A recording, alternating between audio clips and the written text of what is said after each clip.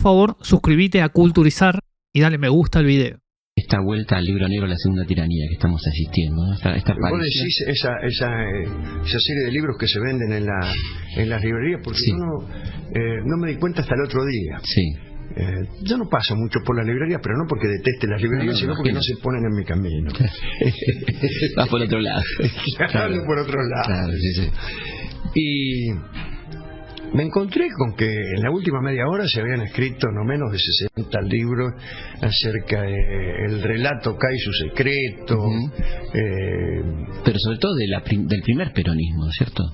También, y volvieron, sí, los libros, los nazis y Perón, Un solo corazón, y todo eso. Realmente no presté mucha atención, pero vi que estaban incluso organizados. Cuando los libros están organizados en estantes, es que se ha formado una escuela literaria. Claro. hay un género. El mejor indicio de que un nuevo género ha nacido es que tiene un estante. Ahora eso no se puede hablar por ejemplo, el hiperrealismo si no hay un estante con el hiperrealismo. Si no tiene estante en la librería, no existe como escuela. Ya tiene estantes, y son remake de aquel famoso libro de la segunda tiranía, el libro negro. El famoso libro negro de la segunda tiranía, sí. Que ha vuelto. ¿Y por qué te parece que vuelve esto? ¿A qué se debe que vuelva hasta? Es que yo creo que ha vuelto también el antiperonismo rejuvenecido. ¿Por qué se ha rejuvenecido? Porque se ha rejuvenecido el peronismo. Claro. Culturizar. Entre tantas consecuencias como trajo el kirchnerismo, que para mí es el florecimiento del peronismo de Perón. Sí. Está esta también. Es el mismo odio. Es el mismo, muchas cosas son las mismas. Es la misma inyección al mercado interno, la misma receta económica neokeynesiana. Claro. Desde luego hay asuntos nuevos como la justicia, los nuevos derechos, la construcción de una nueva ciudadanía, etcétera. Pero junto con aquello y con la inclusión, fundamentalmente con la inclusión de personas que estaban fuera de los circuitos de consumo y de decisión, junto con eso aparece la reacción. Claro. ¿Es eso lo intolerable, probablemente lo que no pueden tolerar? La inclusión. La inclusión. Sí. A mí me llama mucho la atención, siempre me llamó la atención eso, ¿no? ¿Qué era lo que lo hacía tan intolerable? No tengo respuesta, Felipe. No tengo respuesta, Felipe. No quiero tampoco atribuir a los que no piensan como yo un razonamiento baladí. Sería fácil para mí decir, bueno, porque eso es que no pueden soportar que las personas a las que ellos consideran inferiores discurran por los mismos circuitos. ¿Qué es así? Sospechamos un poquito. No lo sé. Pero el que ensayó una respuesta linda fue Fabio cuando lo entrevistamos, y yo le pregunté qué era lo que más le molestaba a la oligarquía del peronismo, y me dijo la alegría, ¿no? Que me parece que algo de eso hay. Puede ser, ¿no? Esa cosa de no soportar la alegría del otro. La alegría del otro. La alegría del otro molesta. La alegría propia por ahí no existe. La alegría del otro sí. La alegría del otro molesta. Vamos a una pausa y seguimos charlando con Alejandro Dolina, quien escucha esta historia. Conversando con Alejandro Dolina, quien escucha esta historia, estamos hablando del antiperonismo redimido, ¿no? De esta etapa necesaria, decía Alejandro, de alguna manera, ¿no? Para ellos. Yo pensé en algún momento que el antiperonismo se había extinguido. Pero también pensaba que el peronismo se había extinguido. Yo pensé eso en épocas de Menem. Y entonces muchos antiperonistas no solo estaban tolerantes, algunos estaban peronistas. Y yo me decía, bueno, qué suerte. Pero no digo que no lo recibí con alegría, ¿no? Claro. Tardé un poco en darme cuenta cuál era la ecuación. Me acabo de dar cuenta. Claro. ¿Cuál fue? O sea, si solamente desaparece el antiperonismo, sí desaparece el peronismo. ¿Cómo fue tu primer acercamiento al peronismo? ¿Cómo se produce? No fue ni familiar ni natural, sino que fue un acercamiento en beligerancia. Yo provengo de una familia radical y en casa se hablaba bastante mal de Perón, y incluso me parece a mí que se profesaba esa misma superstición antiperonista de hoy, que hoy ha resucitado. Está bueno lo de superstición, lindo. Y después, evidentemente, no era muy atrayente el radicalismo como es para un estudiante. Entonces, eso se mantiene la coherencia. Me imagino yo que habré conversado mucho con compañeros marxistas, muchos de los cuales son o han sido pensadores muy considerables, ¿no? Pero siempre me pareció que algo le faltaba a aquello. Claro. Y después empecé a leer, no digo eligiéndolo, casi por casualidad, ¿no? A Scalabrini, a Jauretche especialmente. Y me habré hecho amigo de algún intelectual peronista, si es que esto no es efectivamente un oxímoron. Entonces de a poco me fui peronizando, hasta que un día dije, bueno, ¿para qué disimularlo más? ¿Para qué seguir disimulando, diciendo cosas como, bueno, pero el movimiento nacional, Irigoyen, qué sé yo, claro. Es el peronista, qué sé yo. Claro. Vos tuviste una postura, bueno, me parece interesante, con respecto a lo que fue el vínculo de Perón con la izquierda, ¿no? Con el 73, de algo de lo que no se quiere hablar ahora, se pasa por alto, ¿no? Viene Perón, se muere y vienen los milicos, ¿no? Y yo creo que ese momento de esas diferencias de Perón con la juventud fueron bastante determinantes, ¿no? Fueron ásperos, fueron momentos muy ásperos, muy difíciles de incorporar, de admitir. Claro. Lo primero que se le podía ocurrir a un señor de pocas pulgas era enojarse con Perón y hacerse trotskista para siempre. Volver al trotskismo de donde nunca debimos salir. Nunca debimos salido, claro. Yo he tenido incluso una formación como para ejercitar siquiera de un modo diletante el pensamiento de izquierda. Es decir, yo soy bastante permeable a eso, lo entiendo bien, me simpatiza, solo que no me cansa. Y en aquel momento no digo que no dudé, si más que era un momento no muy exitoso, por decirlo así, del peronismo en el poder. Tan deseado, por otra parte. Claro, que había sido tan deseado y que parecía un poco deceptivo. Claro. No sé cómo lo resolví yo. Me creo que de la peor manera, que es dedicándome a estar triste por otros motivos que la historia no me escatimó, por otra parte. Claro. Vinieron enseguida las noches de la dictadura y entonces ya no era un tema determinante. Y yo creo que esa dictadura sirvió también para que toda aquella juventud que a lo mejor estaba un poco enojada con aquel Perón se reconciliara, justamente por estar viviendo momentos tan oscuros. ¿Te parece que Perón tenía razón en aquel momento? Que estaba en La verdad, la respuesta honesta es que no lo sé. Yo no lo sé. Yo nunca terminé no digo de entender, digo de tomar postura en ese momento. Cada cosa que pensaba me dolía del otro lado. No sabía de qué lado acostar. Claro, porque eran la verdad que eran acciones y reacciones de los dos lados que complicaban mucho la cosa, ¿no? Complicaban mucho la cosa. Uno piensa en Perón asumiendo y que le toman un cuartel, digamos, a los 3 meses. Desde el punto de vista histórico, ¿qué es Perón para la Argentina? Y qué fueron los movimientos setentistas de jóvenes para la historia argentina. Evidentemente yo lo elijo Perón. Sí, claro. Yo lo elijo Perón. Pero en aquel momento de enojo,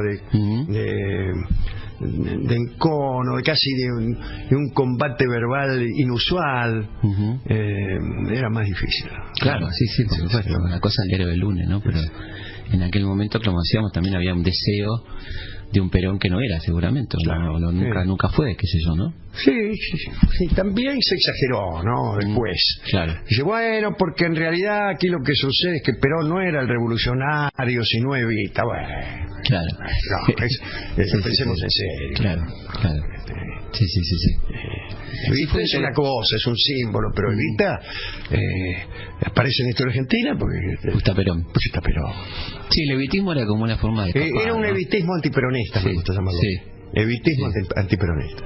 Y resultaba incluso muy potable para aquellos que, como a mí me había pasado en algún momento, no se atrevían a ser peronistas del todo. Peronista es una palabra con P, muy fuerte, para llevarla hay que meterse del todo en el local, en el asado, no puede mirar de afuera. Claro. En cambio, que te simpatice Evita, le cabe hasta Mirta Legrand. Sí, de hecho, una vez que estuve en el programa me habló de Evita, ella como que le gusta. Sí, en general las personas neutralizadas resultan simpáticas a sus enemigos. Bueno, además, claro, muere la persona se ha muerto joven. El Che, ¿no? El Che y Fidel, digamos. El Che, que tampoco tenía, digamos, mucha ambición de poder. Más peligroso Castro que el gobierno. Claro. Es muy interesante la similitud entre las dos parejas, ¿no? Sí, claro. Parejas políticas, digamos, ¿no? Como el Che quedó ahí y Fidel entra en el barro. Sin embargo, Evita hizo mucho, en concreto. No, claro, no estoy comparando eso, estoy hablando de la gestión, digamos, como de Guevara, como funcionario de gobierno. Mínima. No, pero estoy hablando de... Como símbolo, sí. Exactamente. Pero, en cambio, Evita significó cosas concretas para gente concreta, la que existe. Absolutamente. Evita me regaló tal cosa, gracias a ella accedimos a un mundo que no conocíamos, lo que sea. La obra de la fundación es inmensa. Claro, sí, por eso. Y una idea. Y benefició gente en forma concreta. Totalmente. Con bienes y dones concretos. Y este tema de instalar la infancia, que estaba completamente ausente del vocabulario argentino, ¿no? El niño únicamente aparecía en el lenguaje de la beneficencia. Exacto. De la dama de beneficencia, que decía, hoy vamos a socorrer a 15 niños de Gualdí. Y nos traeremos 100, tomaremos té. Claro. El té canasta para 100 y socorreremos a 15 niños. No, y además es la idea del niño como sujeto de derecho, ¿no? Como una cosa que ya no es un objeto. Y yo creo que todas esas cosas son las que enervan un poquito, ¿no? Todo eso tiene, afortunadamente, un correlato con la gestión de gobierno actual. Sí. Que es el crecimiento de los derechos. Pues si nacen los derechos del niño, no parece un sujeto de derecho. Claro. Es como si se retomara el camino. Y ya que muchos hablan de republicanismo, y les encanta el ejercicio del derecho facultad, como se llama, ¿no? Abstracto, básicamente. Claro, que nadie ha hecho crecer los derechos ciudadanos como en esta época, pero que han crecido concretamente, especialmente las minorías que estaban antes sepultadas en una oscuridad humillante. Pues además, fíjate que se aprueba la ley y hay encuestas de la mayoría de la gente de acuerdo con eso. Claro. Que eso es lo interesante. Pues sería la idea de uno que lo quiere hacer por capricho. No solo, lo interesante. No solo han gestado el crecimiento de los derechos, sino que también han convencido y han ganado el debate. Han ganado el debate en el caso de algunos aspectos que en un principio aparecían como muy cuestionados. Y después no. Claro. Esa es una manera de hacer progresar las ideas, pero perfecta. Implementarla, gestionarla, convencer a los que estaban en contra y convertirla en derechos que hoy en día son absolutamente indiscutibles y que hace 10 años parecían demasiado. Yo creo que cuando vos decías que te faltaba algo de la izquierda, y yo creo que lo que le falta es el movimiento obrero, ¿no? Sí, claro. Que es el elemento dinámico del peronismo y del que nadie habla en general, o sea, se habla como dando por hecho, y que es una diferencia sustancial, que le da una dinámica que no ha tenido otro movimiento, ¿no? Sí, y que hace que se considere que es muy difícil gobernar si uno sale del ámbito del peronismo. Claro. Por eso yo creo que el kirchnerismo es un fenómeno que solo pudo darse en el ámbito del peronismo y no hubiera podido darse en otros ámbitos progresistas o izquierdistas, claro, porque le hubiera faltado eso que vos decís. Y sin eso, sin eso son cosas que conversamos en la pizzería. Claro, con suerte. Sí, sí. Pero fíjate que yo creo que tiene que ver con quién escribe la historia también, ¿no? Digamos, hay una escritura de la historia de clase media que, por ejemplo, no te cuenta que la resistencia más importante a la dictadura fue el movimiento obrero, ¿no? La más fuerte, no está. Yo no veía tal resistencia. ¿Dónde va a haber la resistencia una clase media cautiva de la televisión? Bueno, también para ver la resistencia hay que salir más seguidito. Claro. Si vos te quedas en tu casa, lees los diarios, mirás la televisión y escuchás lo que te dicen en forma oficial, es muy difícil que percibas alguna cosa. No digo que salgas a preguntar a ver dónde hay resistencia para notar. No es tan fácil tampoco. No. Pero hay que tener un poco de oído y un poco de curiosidad. Sí. Yo creo que esa la buenísima curiosidad es fatal para la vida política argentina. Pregunto esto, Felipe. ¿No es verdad que si vos tuvieras un debate, realmente un debate, ¿no? Con un señor encolumnado, ponele en filas del liberalismo, pero que fuera sabio, si esto no resulta también un oxímoron, ¿no te sentirías curioso antes que nada? Por supuesto. Si a ver qué me va a decir este tipo. Seguro, claro que sí. ¿Vos viste a alguien en los últimos 40 siglos en la política argentina que esté curioso por los argumentos que tiene el tipo que está sentado frente de él? Tremendo. Yo no vi tremendo, sí, eso. Tremendo. Los programas de debate, entonces ven gente gritando, Autistas, soliloquios, ¿no? ¿Autistas? Sí. ¿Usted por qué no tiene un cuñado que está enfermo? Sí, no. Sí, carpeta. Pero nunca veo un tipo dice, mire, a mí me parece que la libertad de mercado solucionaría el problema de la educación argentina. Ah, sí. Claro. Y con legítima curiosidad le preguntaría, ¿cómo? A ver, explícamelo. ¿Cómo sería? ¿Cómo sería eso? No. Nadie hace eso. Pero hay un detalle ahí, porque ahí tendrías que escuchar lo que está diciendo el otro. Y no escucha nadie, nadie. Poniendo el ejemplo. Nadie escucha a nadie. Del lado de frente, ¿no? Sí, claro, pero nadie escucha a nadie. Pero nadie escucha a nadie. Claro, entonces esto sería escuchar al otro y después decir, sí, escucha, qué interesante lo que dice, ¿cómo? Sí. Pero no pasa esto, ¿no? No sucede. También es cierto que las pocas veces que uno se resuelve escuchar, no hay nada que escuchar, porque en realidad lo que el tipo decía terminaba ahí. Claro. Casi todo termina ahí. Todo termina ahí. Vamos a solucionar el problema de los jubilados, por ejemplo, ¿no? Sí. Y vamos a darle el 82% móvil a los jubilados y vamos a bajar los impuestos también y vamos a sacar la retención. Entonces uno, mirá vos, ahora, a ver, dígame, ¿cómo hace? Claro, ¿Cómo va a ser? Porque por un lado usted me dice que está recortando la fuente de sus ingresos. Claro. Y por el otro lado dice que le va a dar más todavía a los jubilados. ¿Cómo va a ser? No, terminaba ahí. Seguimos conversando con Alejandro Dolina, a quien escucha esta historia. ¿Qué estás escribiendo en este momento? No lo sé. Estoy escribiendo y no sé qué estoy escribiendo. Estoy intentando dar forma a un libro que posiblemente tenga el aspecto de una novela, pero el libro no termina de revelárseme. Esto es una pésima metáfora, porque en realidad es uno el que escribe el libro. Sí. No, mejor Perdón, hay una cosa que como no escritor de ficción que me parece apasionante. ¿Cuándo uno sabe que va a ser un cuento y cuándo sabe que va a ser una novela? ¿Cuándo? Enseguida, tendría que ser muy pronto. Muy pronto. Yo ni siquiera lo sé. Es cierto también que por ahí uno empieza a escribir cuentos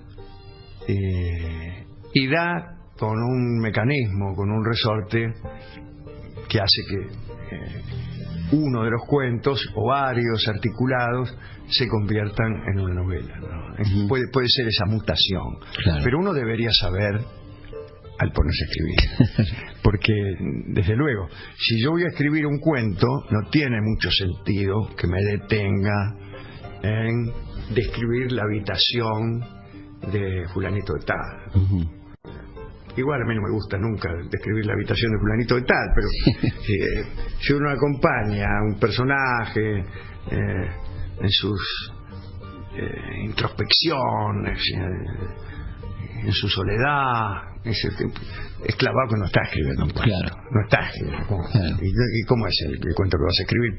¿Para qué? Como si Borges se detuviera 3 páginas a describir a Funes el Memorioso en su vida de todos los días, no solamente en el ejercicio de su memoria, ¿no? Igual puse un mal ejemplo, porque Funes está escrito a partir de una descripción de un personaje, pero bueno. No lo sé, creo que va a ser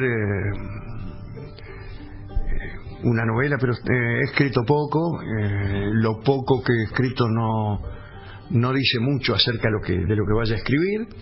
Es muy probable que buena parte de lo que he escrito lo tenga que tirar. ¿Te pasa eso de tirar, sí? ¿Cómo? ¿Te pasa de tirar? Sí. Sí, esto pasa cuando aparece algo que uno no había calculado. En la ficción pasa eso, ¿no? Yo recuerdo, yo a veces escribo con mi hijo Martín muchas cosas, y habíamos escrito juntos una obra de teatro, y llegamos al último acto y nos dimos cuenta de que no funcionaba, porque nada de lo que pudiera ocurrir tenía sentido. No que no tenía sentido porque no era verosímil, no producía efecto. Claro. No le importaba a nadie. ¿Qué va a pasar ahora? Y a mí qué demonios me importa, era nuestra respuesta como autores y seguramente iba a ser la respuesta de los espectadores. Claro. No habíamos conseguido generar una atracción sin tracción, tirar, claro. gestar un modelo actancial que fuera suficientemente fuerte como para sostenerse. Y dijimos, esto no tiene destino, porque cualquiera que sea el final es una porquería. ¿Por qué? Porque el asunto es una porquería. ¿Y qué podemos hacer? Tirémoslo. Claro. Y después escribimos otra mucho más liviana, mucho más o mucho menos pretenciosa, pero con un asunto fácilmente explicable. Y funcionó. Y pudimos utilizar incluso algunos episodios laterales de la otra, que entonces sí sirvieron. Cuando estás al servicio de un argumento que es fuerte, entonces por ahí hay episodios que cobran sentido. Pero si todos